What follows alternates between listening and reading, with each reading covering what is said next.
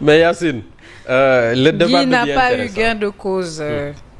Le débat devient intéressant parce que Guy Marius les gens retiennent peut-être proposition de mise en accusation bu Macky Sall mais moom ci li mu wax moom nee na amoon na ñeenti proposition yoo xam ne yëpp dañ ko rejeté mais moom fi mu sukkandiku mooy moom ba muy déposer ces initiatives parlementaires comme le suggère le communiqué du bureau de l'Assemblée nationale mooy sur la base de l'ancien règlement intérieur parce que xam nga règlement intérieur assemblée dañ ko renouveler dañ ko modifier bokk mu ne nag kon les arguments du bureau de l'Assemblée nationale sont discutables parce que moom ba muy déposer mu nga sukkandikoon ci ancien règlement intérieur mais malheureusement règlement intérieur bu bees bi la ñu jël en compte il en prend acte mais teewul peut-être dina reformuler waat pour mën a ñëwaat donc ça veut dire que Guy bàyyeegul Assemblée nationale bureau bi fi mu sukkandiku pour mën a rejeter mise en accusation bi ak yeneen juróom-benn parce que juróom-ñett 8 initiatives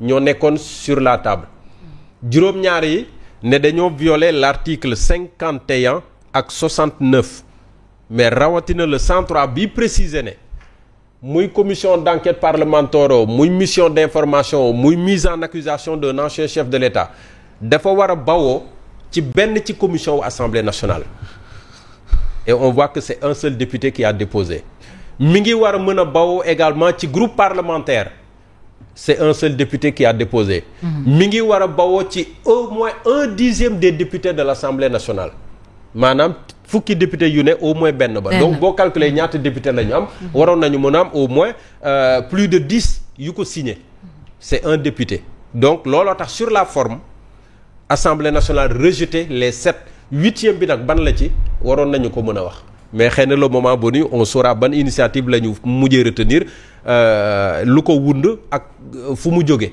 mais pour le moment la mise en accusation de Macky Sall ancien président de la République bu jàlloon ce serait une première parce que chef d'État yi fi mos a jaar yëpp amu ci kenn koo xam ne toppe nañ la ko toppe la haute trahison wala leneen ak leneen et Fofana l'a dit tout à l'heure parce que haute trahison boobu également il faut nga mën ko définir bu dee dafa nar a rester uniquement dans le cadre d'une opposition politique mais ça appellera tout simplement à une réponse politique mais si c'est des faits avérés yoo xam ne nit mën na ci teg baaraam ba nekk président bii kat diw mii dans ce contexte précis Macky Sall mii lii ak lii lañ koy toppee te mënu ko bañ parce que lu am firnde la donc loolu également contenu boobu il faut nga mën ko définir et juristes yi ci wax fan yii yëpp dañ leen ne la constitution le prévoit mais gisoo ko fenn ci code pénal wala code de procédure pénale du Sénégal prévoirul sax peine prévoirul sax et cetera donc ça veut dire que quelque part il risque d'y avoir un blocage même buñ ko yëkkatee ba brandir ko léegi booy naree àttee Macky Sall ci ban article nga koy àttee ci ban article code pénal code procédure pénale fan nga koy teg donc ce qui veut dire que lii ça ressemble plus à une opposition politique benn prolongement de cette guéguerre politique que le Pastef nourrit depuis lors ci régime bi nga xam ne moo fi nekkoon te jóge fi muy APR ak waa Benno Bokk Yaakaar de manière générale mais tey jii c'est Macky Sall moom mooy seen problème c'est Macky Sall qui est leur problème donc ils feront tout peut-être pour mën a wut bouc émissaire comme le suggère Mamadou Fofana mais fan lay mujj finalement c'est également ça une grande interrogation en attendant que peut-être Guy Marius Sagna revienne à la charge wala mu xool ñeneen ñu ko ciy jàppale ba ñu mën a respecter en tout cas les procédures yàlla rek a xam en tout cas problème yi c'est tout autre loolu moom fi mu nekk on le sait. Mais le Premier ministre a annoncé hier qu'il y aura une baisse en vue des prix de l'électricité, de l'essence, du gaz et du gasoil. Loolu la wax. Annonce-le, encore une fois, à quelques jours avant le 8 novembre bu soobee Yàlla. Malheureusement, notre pays est en ruine. Ñu ngi ci lan? Ñaata niveau? non quatrième nañu waxoon. quatrième sous-sol waaw ñu ngi 13e sous-sol léegi est-ce que bés bi dana mën a yomb bon après ñu ngi jëm ci période seddaay waaw naturellement day yomb ci période mais ANACIM di annoncé en contrepartie qu'il fera chaud jusqu'au mois de janvier non dina wàcc non dana wàcc su ko annoncé kay dina ko def non mais période seddaay bi bu fekkee day wàcc kay ñëpp xam nañ ne période seddaay courant day wàcc waaw day wàcc mais pas que carburant bi na wàcc parce que c'est hyper méga cher on le sait non joxal cër mu nekk benn effet d'annonce rek ou effet amortisseur mais que ça soit vraiment du factuel. sànq wax naa la ko nag bu ñuul daal boo ci jëlee mbéy mu weex. nga sant yàlla comme gars yi moom il souffre d'une incompétence notoire notable notifiée notariée ba lépp lu ñu la mosoon wax rek dañuy am jafe-jafe pour def ko comme lii dig nañ ko c'est une promesse de prouesse c'est pas encore une prouesse nañu sant yàlla daal ñi ñaan yàlla gis ko en attendant parce que nee naa la sànq waa ji moom bu waxtaanee ba si yàgg ne la fii ak fanu néew rek.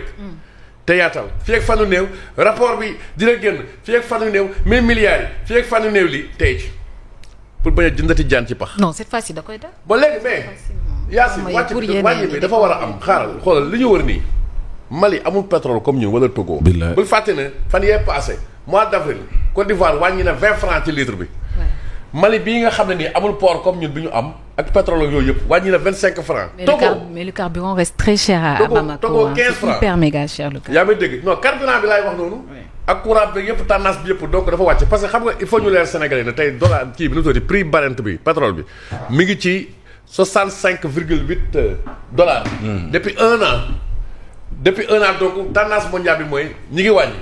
ñun ñoo wàññi wutoon léegi lii nii wàññi rattrapage bu ñu ko defee ñi ñaan yàlla mu kàttale leen ñu def ko mais nag il faut ñu rappeler dafa nekkoon ci tendance boo xam ne tey y a une flambée des prix tous azimuts. parce que droit de timbre bi ñuy appliqué 1% yooyu noonu les petits ruisseaux font les grandes rivières. tey loolu bul fàtte ne dafa yokk Sénégalais li ñuy jëndee. donc loolu lépp ay conséquences la. et puis yokkoon na tamit lu jëm ci pétrole bi demande Chine xam nga Chine li muy consommé dafa bëri. demande am dafa wàññeeku.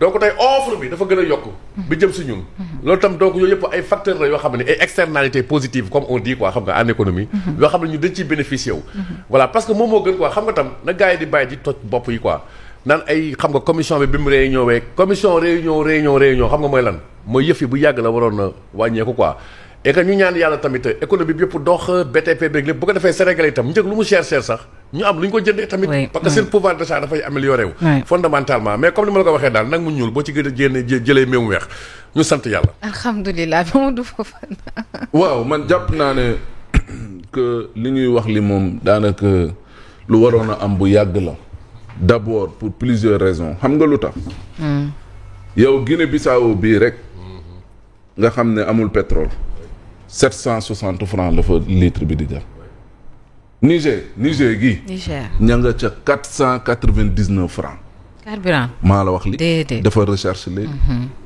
Sénégal moom moo jël pay ci moom aussi mooy gën a cher ci carburant bu cher ñu ngi 900 ak 700 ci UEMOA loolu dafa teguwul fenn d'autant plus que Simon rappelé na ko léegi ni sànq ci éphéméride yi nee na 22 octobre tey 28 octobre bii. ci la Sénégal am bokk ci li nga xam ne moom mooy pays producteur de pétrole. en Afrique waaw en Afrique. ci jamonoy Sophie Gladima. il y a 3 ans maintenant c'était en 2022. moo ñu fa représenté woon. donc naturellement pays producteur de pétrole kay moom waa yéen tamit waaw bu carburant bi wàññeekuwul moom kon lan moo war a wàññeeku. aywa. waa léegi boobu ba léegi dëkk yee ngi di wàññi yéen wàññi woo leen paradoxe beneen bi moom mooy waaw yéen boo leen ne da ngeen di wàññi yéen bu leen fàtte ne ñii dañuy jël ci yéen 1%. waa 760 milliards boo ko amee doo wàññi pétrole doo wàññi carburant ah kay di nga wàññi carburant kay bu ma la ronkee 1% plus 18% TVA plus nangam ak nangam waay bu ma amee 760 milliards waaye yow nga foog ne na kon courant bi du wàññee ah kay day wàññeeku kay waa yéen ndax moo remplacé subvention donc day wàññeeku day am daal ah mais loolu logique pour logique quoi voilà cela va de soi. bu ma la ronkee 1% dajale Sénégalais yëpp. ci lépp loo leen def. ma am 760 milliards. waay bu ma la nee dinaa wàññi waaye xam nga ne tamit. waaw da nga fa tëdd mais mënuma la jox la fii. mais ronki la fële loolu rek la amul leneen. da ngeen may jox 1% ma wàññi fii donc wàññi amu ca. waaw boo ko calculer wàññi amu ca. bon c'est du suli bukki. déet du suli bukki de. c'est pas ça da may jox fii ma jox la fële. képp tubaab naan foofu na bague au doigt. c'est du corde au cou. jeex na. amul leneen. parce que jël nañ ko ci seen 1% dajale nañ ko. xaalis boobu lan lay servir wax nañ leen ko dañ koy dugal ci lii dugal ko ci lee dugal ko ci lële nangam ak nangam buñ demee ba ci biir. dégg nga ko démb nee na def nañ arbitrage yoo xamante ne nii permettre nañ ñu am crédit war ko mën a dugal ci Air Sénégal am crédit war ko mën a dugal poste ainsi de suite ainsi de suite ma am financière boobu yëpp mais mun nañ ko dugal ci li nga xam ne moom mooy tax njëg mi gën a wàññeeku. donc li wax li moom mooy et mbirum courant bi naturellement ñëpp xam nañ ñëpp peut-être seddaay ni ñuy dugg courant bi à la fulaan day wàññeeku donc man jàpp naa ne li ci gën a am solo moom mooy il faudrait que ñu travailler d'arrache-pied pour tey jii nii secteur BTP bii nërmeelu ñu gën ko may doole secteur yi nga xam ne yëpp yu am solo la nekk poumon économique Sénégal nuñ ko mayee doole et puis rehausser le pouvoir d'achat des Sénégalais réduire le coût élevé de la vie donc naturellement ay lu gën a am solo moom mooy ci loolu nañ leen xaar et lu nekk na loo xam ne. bien si moom ñu ngi leen si xaar de Gambie rek moom mun nañu concevoir ba léegi nii Gambie 600 francs litre essence ñu ngi ca 900 toog ñaata at. en tout cas dimbale ñu rek. en tout cas nga def nga annonce bi moom premier ministre Ousmane Sonko yaa Fama ah